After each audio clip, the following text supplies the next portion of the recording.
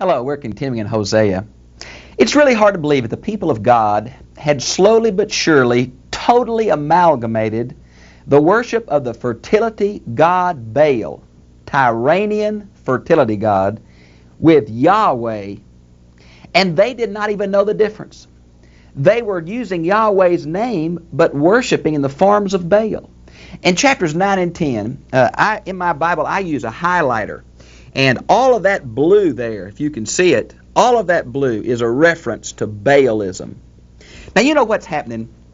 They're having a feast. I want to tell you, the Jews, I just love where they were. You remember Fiddle on the Roof? Here's this poor Jew dancing in his barn, singing to God. Joy, openness, and that's what I think we've missed sometimes. The Jews here are having a feast, and they're rejoicing at what God has done for the agricultural produce. But God says, quit rejoicing. You're rejoicing just like the nations. You're rejoicing not over me, but over Baal, and I'm going to bring it to an end. And that's what it's all about. Now, for you have played the harlot, forsaking your God. You have loved harlots' earnings on every threshing floor. Threshing floor and wine press will not feed them, and new wine will fail them.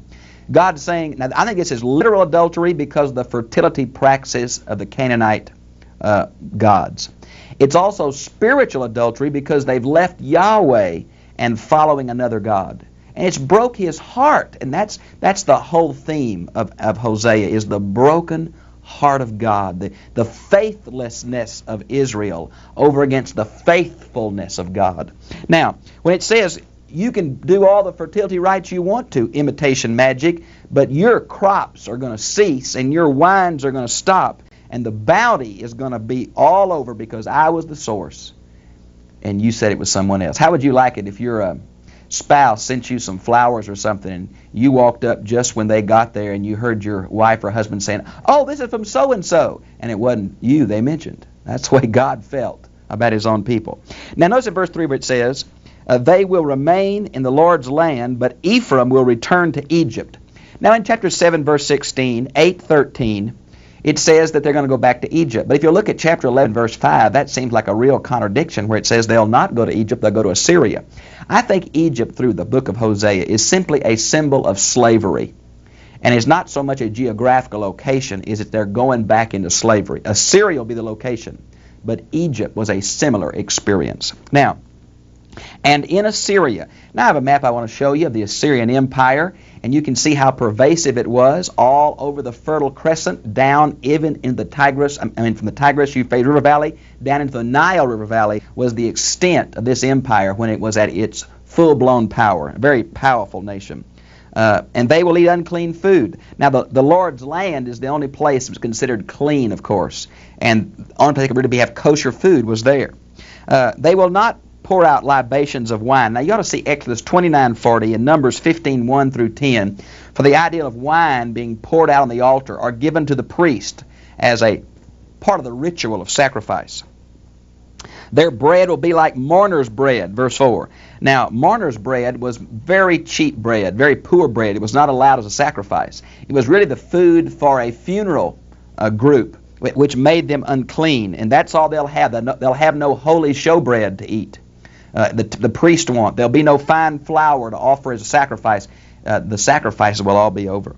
Look in verse, by the way, in last part of verse 4 it says, it will not enter the house of the Lord. Now that it refers to that poor man's bread, that bread of mourning. Now in verse 5, what a question. And what will you do on the day of the appointed festival, on the day of the feast of the Lord? And what he's saying is when you're in exile, and you're away from the temple, there's no hope to have a time with God in a cultic, sacrificial setting. What will you think about, O Israel? Oh, it'll be a bad day, a hard day. Now in verse 6, for behold, they will go because of destruction. Egypt will gather them up. Memphis will bury them. Now Memphis is the capital of the lower Egypt. And we have learned archaeologically that Memphis is the site of a very large graveyard. And maybe this is an allusion to that here. Weeds will take over their treasures of silver. Now some think that refers to their idol worship, but really I think it probably refers to their fancy homes. In Amos it'd be houses of ivory. Here it's houses of silver. Their luxury, their extravagance, okay? Thorns will be in their tents. And I want to show you a picture of a Bedouin tent. There's an actual picture there. And here is a artist representation. Okay, that's what some of them were living in because of their nomadic state. Even in Israel today, there's a group of nomads known as the Bedouin. In Israel, there was some that had those beautiful, fancy homes, and the very poor sometimes had to live in tents, not even in houses. Verse 7, the day of punishment have come, the days of retribution have come. Now, these two words are a little bit, it's probably accurate translation, but it's kind of biased to one side. The word punishment is the word visitation. God can come for good or evil, but of course here the context demands judgment. Now the word retribution is the idea of God coming with a judicial decision, either acquittal or guilty or something like that. The sentence is made, and so the context makes it judgment here, but it can be other things. Now notice where it says, let Israel know this. The prophet is a fool, the inspired man is demented. Now there are one or two problems here. This may be what the people are saying about Hosea's message. It may be what they said about Amos's message. They're saying, that guy's not a prophet, he's just a quack, he's crazy. For you see, the prophets did act pretty strange. There were some wild prophets. Y'all look at 1 Samuel 10, 6 and following. Remember it says that Saul went to the prophets and he prophesied naked before the Lord all day.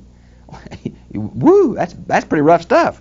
So there was an element of this wildness here, but it's not seen in Hosea or Amos, and yet they're accusing him of that because his message is not what they want to hear. Because remember, the setting of Hosea is days of great military prosperity, economic prosperity, and great religious enthusiasm and abundance of ritual.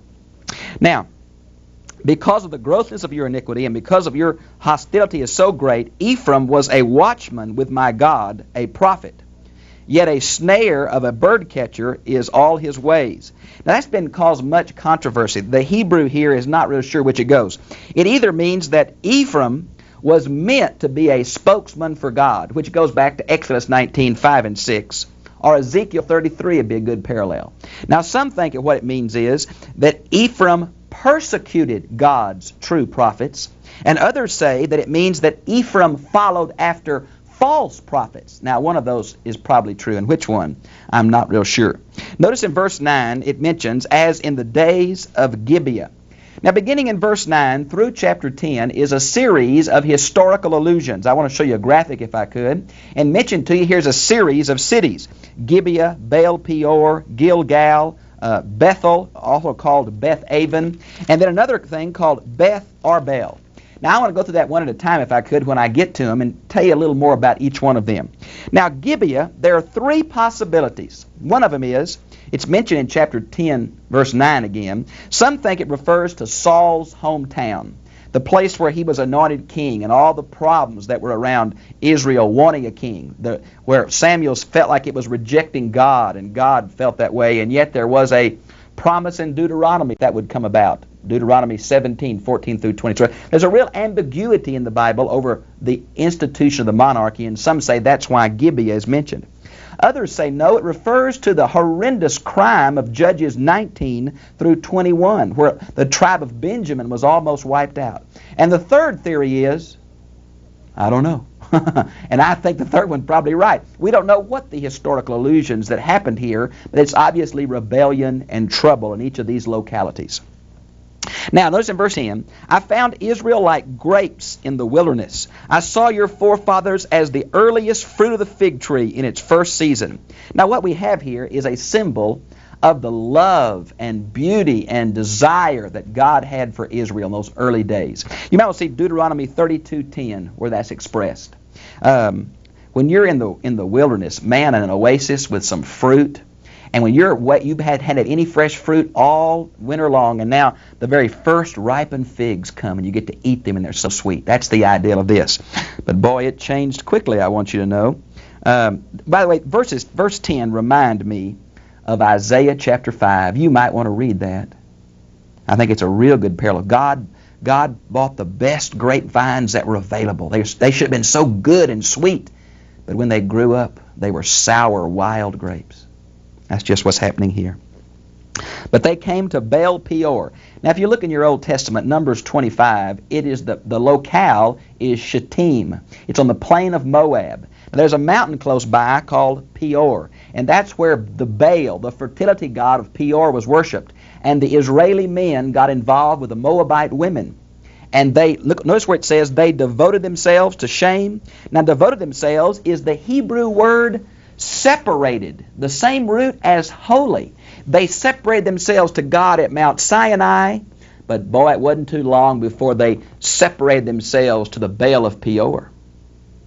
How fickle we are. Now, then it mentions here about shame. Now, this is the Hebrew word that came to be a designation for Baal. Oftentimes the vowels of this, bosh, are put into other words to corrupt them and make them sound funny. So it's a designation for Baal. Now it says, and they became detestable as that which they loved. So a reference to Baal, this fertility worship. As for Ephraim, now Ephraim literally means double fruitful. Their glory will fly away like a bird. Listen to this. No birth, no pregnancy, no conception. You see, these people, the men, the wives, the virgins, the priests, were all making physical love to each other so that they could assure the fertility of their ground and the fertility of the womb. And God says, I am shutting off all fertility because of your idolatry. Now, notice where it mentions here, though they bring up children, yet they will bereave them. That means that the children are going to die, either from lack of milk for the mother or from war. Yes, woe to them indeed when I depart from them. God's going to depart. His glory is going to leave. You might want to see verse 17. You might also want to see Ezekiel 10, 18 and following, where the glory leaves the temple when Judah is finally taken into captivity in 586. Now we're about middle 700s here, so it's a long way, but the allusion is alike, the same. Notice that Ephraim, as I have seen, is planted in a pleasant meadow like Tyre. Now there are several theories about why Tyre is mentioned. Some think it refers to the glory and fertility of Tyre that's mentioned in Ezekiel 27 and 28. Others believe that it's because Tyre is the Phoenician capital and the source of Phoenician Baal worship brought into Israel by who? Jezebel. Now some think it means as far as you could see, all the way up to the nation of Tyre, Ephraim was spread out like a fertile blanket. One of the allusions are true. Notice verse 14 says, I'm going to give them a miscarrying womb and dry breast. Again, a direct slap at the fertility worship. In verse 15, all their evil is at Gilgal. Now, what happened at Gilgal? Well, Gilgal in Hebrew means a circle. And it was originally a site where Joshua took the stones out of the Jordan River and put them up as a memorial. That was Gilgal. Now, we don't know what happened there. It was Saul's place of anointing. Maybe it's a reference to Saul again. We really don't know what the historical allusion is as far as the idolatry or rebellion that occurred there, but something occurred there, it's obvious. Notice it says, I will love them no more. In verse 15, all their princes are rebels. Maybe it is a good backup for Saul is meant. I'm just not sure. In verse 16 is another allusion to fertility. Ephraim is like a root that's dried up. She'll bear no fruit. She'll have no children. I will slay the precious ones of their womb. Again, it's this direct opposite of Baal worship. Let's go to chapter 10. Israel is a luxuriant vine. Now, some say an empty vine. The idea here is to separate, and I think to deal with to fertility. Israel had so much potential. She was very fruitful, and yet instead of it drawing her to God in thanks, it drew her to Baal in thanks. Notice it says that the more they were prosperous, the more altars they built.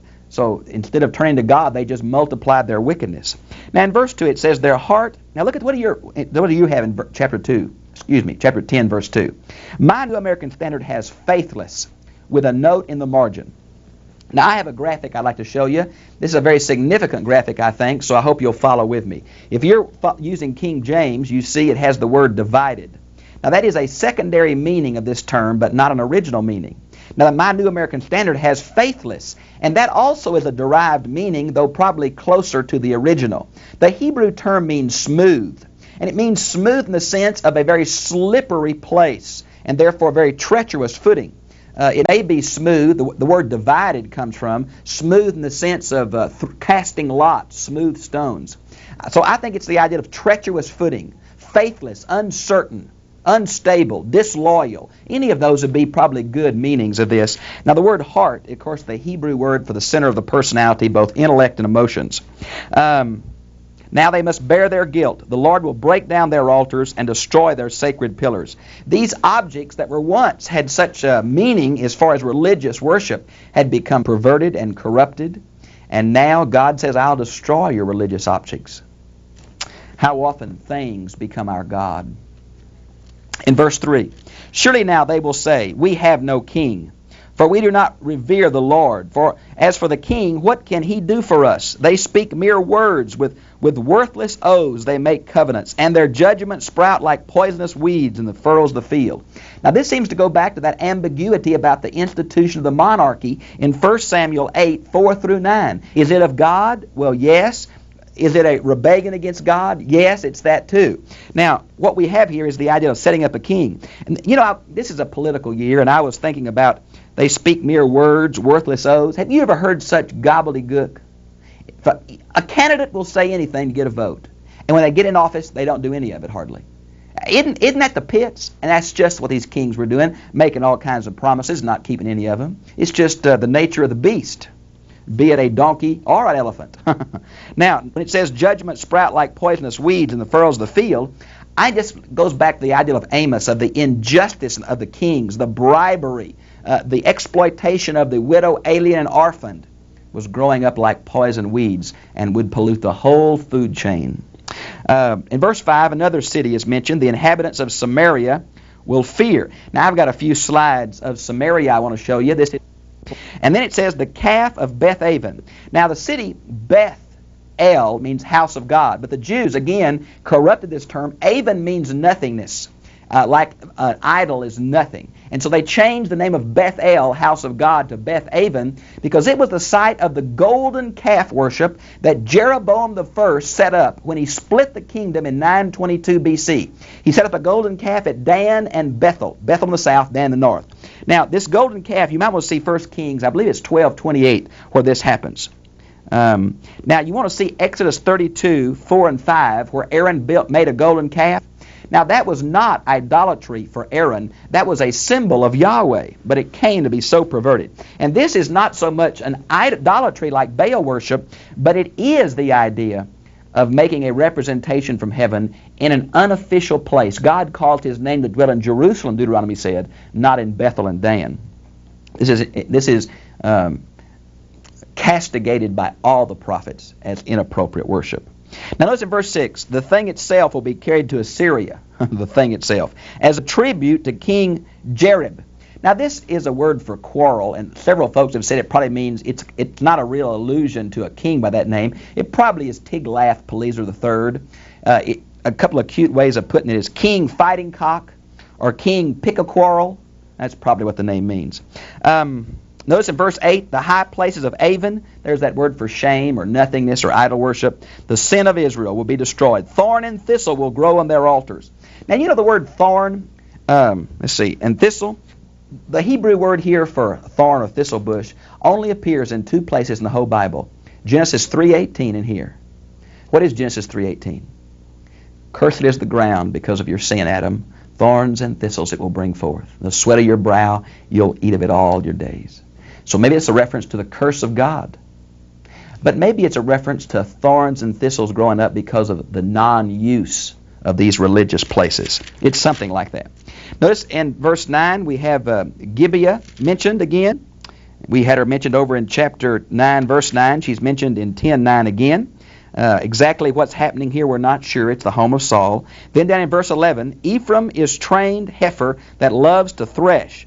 Now, the reason that's an allusion to a soft, easy, cushy job. Those cows liked to thresh the grain because they could eat while they were walking. They just walked in a circle. It was easy. But to plow, it took a lot more strength and pull uneven ground. And it's the idea of what she thought was so easy is going to be turned into very hard labor. Look at verse 12. Sow with a view to righteousness. Reap in accordance with kindness. Break up the fallow ground. For it is time to seek the Lord until he comes and rains righteousness or teaches righteousness, possible derivation, on you. Some think this is a the place that the Dead Sea Scrolls got the teacher of righteousness from, the term. That's possible, I'm not sure. Joel 2 is another possibility. This is one of the few positive words through Hosea, that God will come back, that they can turn to God and be saved and be forgiven. I put in the margin of my Bible, Galatians 6:7. Sowing and reaping is a spiritual truth. Be not deceived, God is not mocked. For whatsoever a man sows, that shall he reap. That's so true. Now in verse 13, because you have trusted in your way, in your numerous warriors. Now here's the problem. They went their way, not God's way, and they were trusting in their military might. Friends, you can't fight God with military weapons. You cannot overcome God's will with human plans and military weapons. Now, we may have more powerful weapons today than bows and arrows and chariots and spears, but they're just as useless against the plans and purpose of Almighty God. And even God's people in the midst of rebellion cannot stave God's hand of judgment when it comes. Military power is never enough if there's not moral fiber and commitment on behalf of a nation. Now in verse 14, it mentions, as Salmon destroyed Beth Arbel. Now we do not know where Beth Arbel. There's a Beth Arbela in Galilee. Some say that's it. We just don't know. We're not sure what happened here. The mothers were dashed to pieces with their children. What a gross time of judgment. Now obviously Shalman probably refers to Salmaneser III, one of the Assyrian leaders that touches the life of Israel. You see him in 2 Kings 17:3 and 2 Kings 18:9. He reigned from 858 BC to 824 BC. And that's probably an allusion here to the horrible kind of judgment that's going to come on this nation as mothers and children both are bashed together on the rocks. Thus it will be done to you at Bethel. And there's Bethel again, another city. Beth-aven, or Avon, is allusion to the same place. Because of your great wickedness, at dawn the king of Israel will be completely cut off. So here we have a series of allusions. First of all, historical allusions that run from city to city back in Israel's past. What the prophet is saying, this people has a historical precedent to rebellion and idolatry. And it just goes like that through history. He's also making a play on the fertility they thought was coming from Baal and their practice of fertility cult, when in reality it was coming from God. And so all the way through here, it's a play on fertility and a play on rebellion at this point and that point. And so here we have Israel, God's people, totally in the dark. Their light has become dark. When your light has become dark, how great is the darkness. I wonder what Hosea says to modern America. I really think this has a word for our people. What are we trusting in? Luxury, prosperity, military might, the number of people that attend church on Sunday? What are we prideful in? Friends, I will tell you, if we do not turn back to God in a wholehearted worship and justice and integrity and love, we will be destroyed, even though we have a successful commercial land and powerful military machine. It will not avail in the time of judgment. I've enjoyed being with you. I'll see you again, same time, same place, next week. God bless you.